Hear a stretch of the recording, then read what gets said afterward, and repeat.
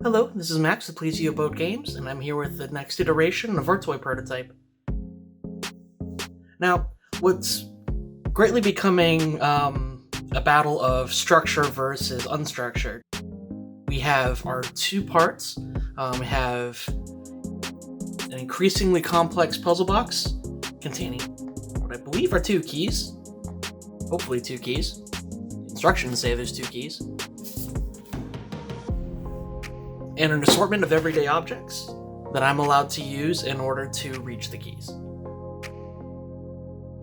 For this iteration, we've ramped up the difficulty. If you've noticed, for starters, the puzzle box has duct tape on the edges. If you recall from the rules, we're only allowed to touch areas that are blue once we begin trying to solve the puzzle. And that edge was a major lever point. So for those who saw my last video, I would actually attempted to push down this mutator tab using popsicle sticks and or tongue depressors. Jury is still out. And I had to press against this edge. And also I cheated a little bit and touched this non-blue part. So for this video, I promise three things. One, no more cheating. Only touching the blue parts. Have the rules right here to make sure I don't forget.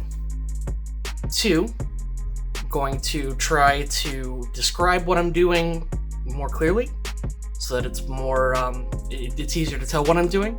And three, I'm going to solve the puzzle without breaking the cling film. Possibly. Maybe. If there's time.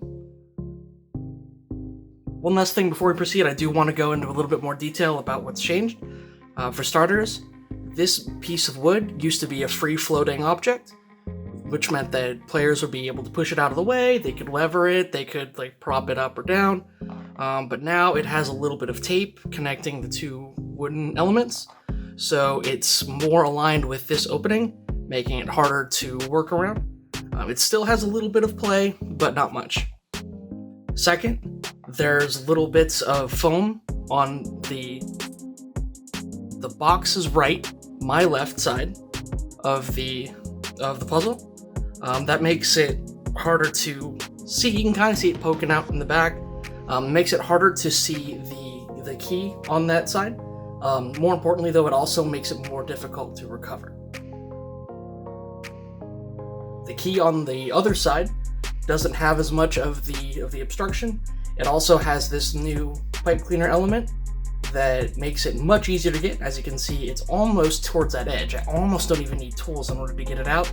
But the problem is that the mutator tab has this new hook on it that's keeping it in place until I first push it over and free the key.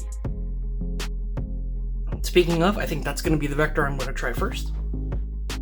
So here we go. The attempt is starting now. I am not going to touch any of the blue parts. Let me try an orange pipe cleaner this time. As you can see, I'm starting from scratch. Nothing on my sleeve. Sure, it's blue. I'm allowed to touch it. Be very careful here. I think what I want... I'm actually going to use something other than a pipe cleaner this time. Trying to make a hook I can use to try to manipulate the yellow element and get it as close as possible before I attack the mutator tab. Very careful. There's also warnings. Fragile. Do not. Don't even. That'll probably stop me. Although the person who wrote those warnings I hear can't be trusted, so I might just bypass those warnings. Okay. See? Using tools besides the one I'm comfortable with pays dividends.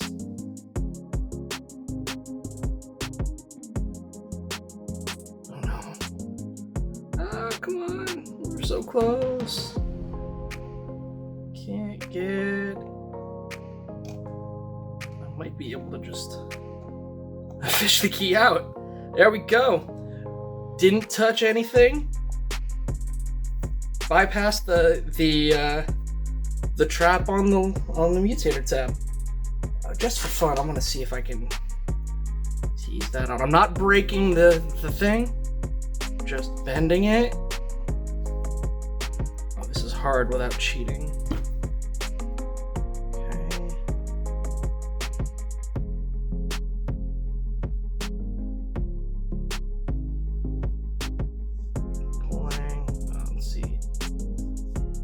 Even with the tab, it's still in there pretty good.